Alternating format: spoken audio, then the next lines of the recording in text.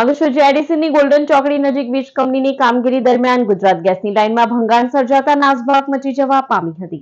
અંકલેશ્વર ઔદ્યોગિક વસાહતમાં વારંવાર દક્ષિણ ગુજરાત વીજ કંપનીની અંડરલાઇનની કામગીરી દરમિયાન ગેસ લાઇનમાં ભંગાણ સર્જાયું હતું. ત્યારે આજરોજ ફરી અંકલેશ્વર જીઆઈડીસીની ગોલ્ડન ચોકડી નજીક વીજ કંપનીની કામગીરી દરમિયાન ગુજરાત ગેસની લાઇનમાં ભંગાણ સર્જાયું હતું, જેના પગલે નાસભાગ મચી જવા પામી હતી. આ અંગે ગેસ કંપની અને ડીપીએમસી ફાયર વિભાગમાં જાણ કરવામાં આવતા લશ્કરો સ્થળ ઉપર દોડી આવ્યા હતા અને ગેસ પુરવઠો બંધ કરવાની કામગીરી હાથ ધરી હતી. આ ઘટનામાં કોઈને પણ જાનહાનિ નહીં થતા સૌ કોઈએ રાહતનો શ્વાસ લીધો હતો.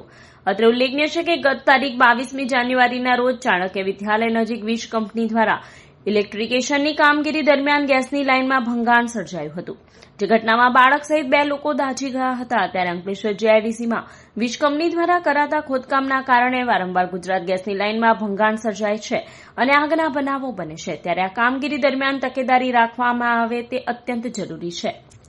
આજે અંદાજિત 11:15 આસપાસ અમને એક ઇમરજન્સી કોલ આવ્યો હતો ફાયર સ્ટેશન પર કે ગોલ્ડન પોઈન્ટ ચોકડી આગળ કમલમ ગાર્ડન પાસે ગુજરાત ગેસ પાઇપલાઇનની પીએનજી ગેસ પાઇપલાઇન લીકેજ છે.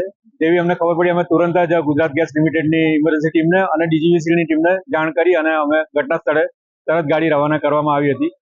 હાલ પરિસ્થિતિ એવી છે કે એ લોકો ગેસ પાઇપલાઇનનું નેટવર્ક ઘણું મોટું હોવાથી આઇસોલેશન માટે થોડોક સમય લાગી રહ્યો છે, પણ પરિસ્થિતિ હાલ થાળે પડી રહી છે ધીરે ધીરે, અને અમને આશા છે કે થોડીક વારમાં કંટ્રોલ આવી જશે.